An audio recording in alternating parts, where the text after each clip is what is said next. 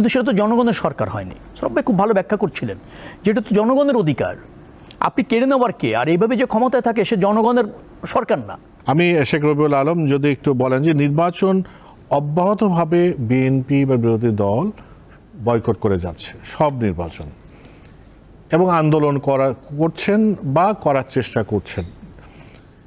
এতে করে কিন্তু শেষ পর্যন্ত এখনো কোনো সফলতা বিএনপি বা বিরোধী দল পায়নি। সরকার ক্ষমতায় যেভাবে যে নির্বাচন যেভাবেই যে সংজ্ঞায়িত করুক না করো, কিন্তু ক্ষমতায় তো তার ফিরে এসছে।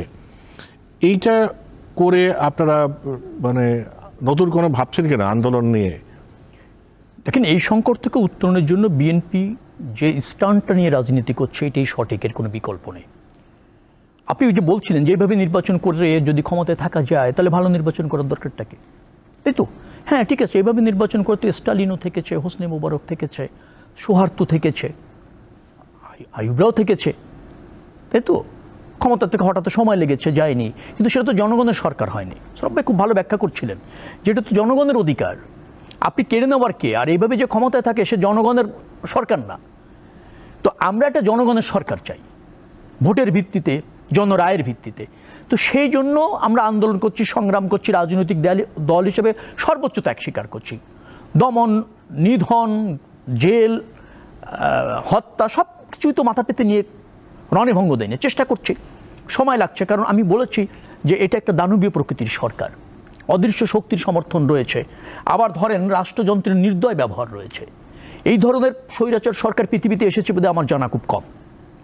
আমরা হয়তো এইভাবে বলতে চাই না বিদায় অনেক যারা রাষ্ট্র ব্যবস্থাপনার থেকে, সোহরাব ভাই হয়তো সোচ্চার থেকে কিছুটা বলার চেষ্টা করলেন, অনেকে নিজেকে গুটিয়ে নিয়েছে বাংলাদেশ থেকে, যাদের যে সমস্ত সিনিয়র সিটিজেন, যাদের অভিজ্ঞতা ছিল, যারা মুক্তিযুদ্ধের মাধ্যমে দেশটাকে একটা ধরেন গণতান্ত্রিক বহুত্ববাদের একটা দেশ করার আমাদের যে চেষ্টা ছিল, সেই জায়গা তো ধ্বংস হয়ে গেছে। সাংবিধানিক প্রতিষ্ঠানগুলি ফাংশন করছে না, নির্বাহী বিভাগের অধীন হয়ে গিয়েছে, বিচার বিভাগ, আপনার শাসন বিভাগ সবই তো এক হয়ে গিয়েছে, এক ব্যক্তির অধীনে চলে গিয়েছে। তার থেকে উত্তরণের জন্য আমাদের যে রাজনীতি সেটা আমরা করছি। আপনি বলছেন সফলতা দৃশ্যমান না, ঠিক আছে, এরকম একটা দানবীয় সরকার সটানোর জন্য সময় পৃথিবীতে যুগে যুগে লেগেছে, আমাদেরও লাগছে, কিন্তু রণে তোমরা ভঙ্গ দেয়নি। সফল হতেই হবে যদি আপনি গণতান্ত্রিক বাংলাদেশ চান, আর যদি জনগণের বাংলাদেশ চান, এর কোনো বিকল্প নেই। আওয়ামী লীগকে ক্ষমতার থেকে বের আসতে হবে, এই প্রক্রিয়ায় ক্ষমতায় থাকা যাবে না। এখন সেটার নেতৃত্ব আমরা দিচ্ছি, জনগণ সাথে আছে, সফলতা তো আসবেই। আমাদের সাথে জনগণ আছে বিধায় তো 95% জনগণ ভোট বর্জন করেছে।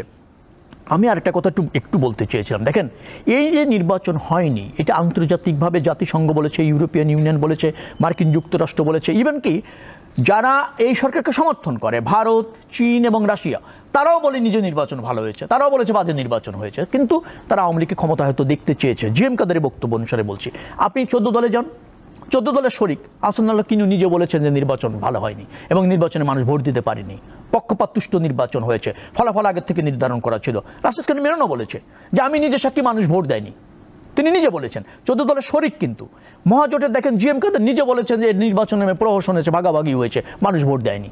আর আমরা তো বলছি যে এই সরকারের অধীনে নির্বাচন হয় না, তার শরিকরাও বলছে নির্বাচন ভালো হয়নি। এখন আপনি বলেন বাংলাদেশে এই নির্বাচন প্রক্রিয়া বহাল রেখে এই নির্বাচনের নামে যদি একটা সরকার থাকে, সেটা আওয়ামী লীগ হোক আর বিএনপি হোক আর জাতীয় পার্টি হোক, সেটা তো জনগণের কাম্য না। আর সেই সরকার তো জনকল্যাণের সরকার না, জনগণের সরকার না। জনগণের সরকার প্রতিষ্ঠিত করা দরকার, সেটি হলে অনেক সংকট হবে। উনি বললেন যে 10 গুণ টাকা বাজেটে বেড়েছে, হ্যাঁ 10 গুণ হারে তো ভ্যাট ট্যাক্স নিচ্ছেন মানুষের কাছ থেকে, শুল্ক নিচ্ছেন, কিন্তু 10 গুণ কি আমাদের চেয়ে সেবার মান বেড়েছে? আরও কমেছে। রাষ্ট্রীয় খাতে আপনি যান, এখনও দৈন্য দশা। আপনি যান, ঋণ আমাদের সময় ছিল 4,500 টাকা জনপ্রতি ঋণ, এখন হয়েছে 1.5 লাখ টাকা জনপ্রতি ঋণ, 30 গুণ বেড়েছে। তো রাষ্ট্র ব্যবস্থাপনাটা গেল কোথায়? আজকে যদি করে যান, 6 থেকে 7% উপর জিডিপির কর আদায় করতে পারছে না, কারণ মানুষের ব্যবসা নেই। আজকে যদি যান, 30% নিচে আপনার দারিদ্র্য সীমার নিচে মানুষ বসবাস করছে। আজকে যদি যান 1,61,00,000 মানুষ, যার প্রতিদিনের ইনকাম 60 টাকা 61 পয়সা মাত্র। 4 কোটি মানুষ, অতি সম্প্রতি আপনার যে সরকারি যে হয়েছে পরিসংখ্যান ব্যুরো বলছে যে 4 কোটি মানুষ ঋণ করে খাবার কিনছে, 12 কোটি মানুষ তার প্রতিদিনের প্রয়োজনীয় ক্যালোরি পাচ্ছে না। তো 15 বছরে যে উন্নয়নের কথা শোনালেন, লুটপাট ছাড়া তো আমি আর কিছু দেখছি না।